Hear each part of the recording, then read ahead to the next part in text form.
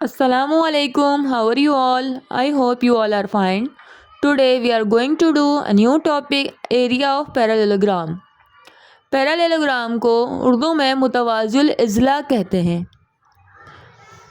ये क्वाड्रिलेटरल की एक किस्म है। क्वाड्रिलेटरल से मुराद ऐसी अशकाल जिनके 4 साइड्स हों और 4 ही एंगल्स हों, ठीक है।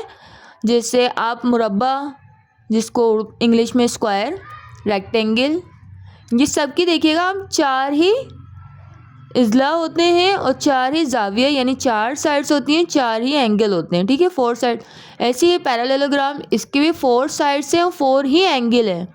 साइड्स ये होती हैं और एंगल जहाँ पे ये 2 साइड्स मिलती हैं, ठीक है। ये एंगल, एक एंगल ये रहा, एक एंगल ये रहा, एक एंगल ये रहा, एक एंगल ये रहा, ठीक है। ओके,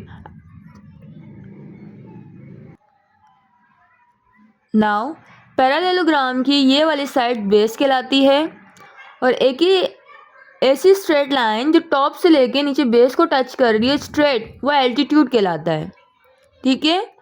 और समटाइम्स एल्टीट्यूड को हाइट भी कहते हैं। अगर कहीं लिखा हुआ जाए हाइट, जैसे वर्ड प्रॉब्लम में अक्सर ये होता है कि एल्टीट्यूड का वर्ड यूज़ नहीं किया जाता, हाइट का वर्ड यूज़ कर दिया जाए। और पैरेललोग्राम की बात कर रहे हैं तो altitude is equal to height. ये देखिए ऊंचाई ही तो है पैरेललोग्राम की, okay. Base is equal to 5 centimetre, altitude is equal to 2 centimetre. Means parallelogram की ये वाली साइड्स ये भी 5 सेंटीमीटर है। अच्छा, हम पैरेललोग्राम की अपोजिट साइड्स इक्वल होती हैं, मीन्स ये और ये, अगर ये 5 सेंटीमीटर है तो ये भी 5 सेंटीमीटर। ये अगर 2 सेंटीमीटर है एल्टीट्यूड तो इस साइड वाला भी एल्टीट्यूड 2 सेंटीमीटर ही होगा। इसकी 4 साइड्स जो होती हैं अपोजिट साइड्स इक्वल होती है, जैसे रेक्टेंगल की होती हैं, सही है। बेस 5 सेंटीमीटर है, altitude 2 centimetre. Area of parallelogram is equal to base multiply by altitude. अब इसका फॉर्मूला क्या है, बेस को एल्टीट्यूड से मल्टीप्लाई किया जाए। तो बेस क्या है हमारा, मेजरमेंट है इसकी 5 सेंटीमीटर, कितनी है, और एल्टीट्यूड की 2 सेंटीमीटर। अब 5 को 2 से मल्टीप्लाई कीजिए, 5 2 ज़ा 10 सेंटीमीटर स्क्वायर। मैंने पहले ही बताया था इससे पहले कि एरिया के यूनिट में स्क्वायर लगाएंगे। स्क्वायर मीन्स ये छोटा सा ट्यूब, ठीक है। ओके क्लास, नाउ अब एरिया ऑफ ट्राइंगल।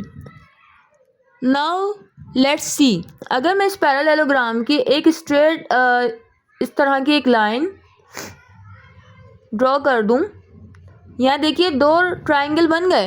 एक ट्राइंगल ये हो गया और एक ये वाला ट्राइंगल हो गया।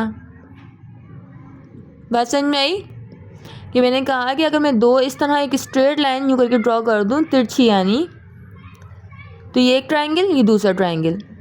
तो एरिया ऑफ ट्राइंगल में हम ये कह सकते हैं पैरेललोग्राम का हाफ क्या होता है, ट्राइंगल होता है। हाफ इस अगर हाफ इस तरह किया जाए।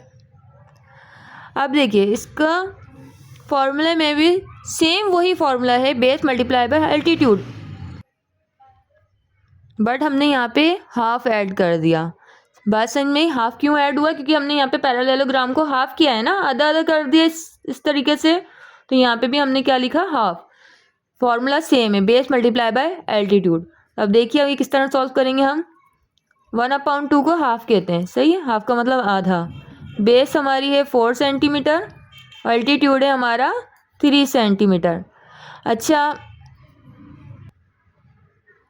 बहुत से स्टूडेंट्स के दिमाग में एक ये क्वेश्चन आ रहा होगा कि यहाँ पे 4 क्यों हो गया बेस, जबकि ऊपर तो 5 लिखा है मिस ने, और यहाँ पे 2 क्यों हो गया, यहाँ तो 3 है। ये एक अलग क्वेश्चन है, वो एक अलग क्वेश्चन है, लेकिन मैंने आपको ये बस सिर्फ ये समझाया हाफ कहाँ से आया। हाफ जो है पैरेललोग्राम का हाफ है। क्वेश्चन कुछ भी हो सकता है, लेकिन हर फॉर्मूले में हाफ लिखना है आपको, ठीक है। अब हम क्या करेंगे, देखिए ये फ्रैक्शन है, 2 1 ज़ा 2, 2 2 ज़ा 4, ये कैंसिल हो गया, सही है। तो हमारा है 1/1 मल्टीप्लाई 2 मल्टीप्लाई 3। ये 2 कहाँ से आया, कैंसिल होने के बाद।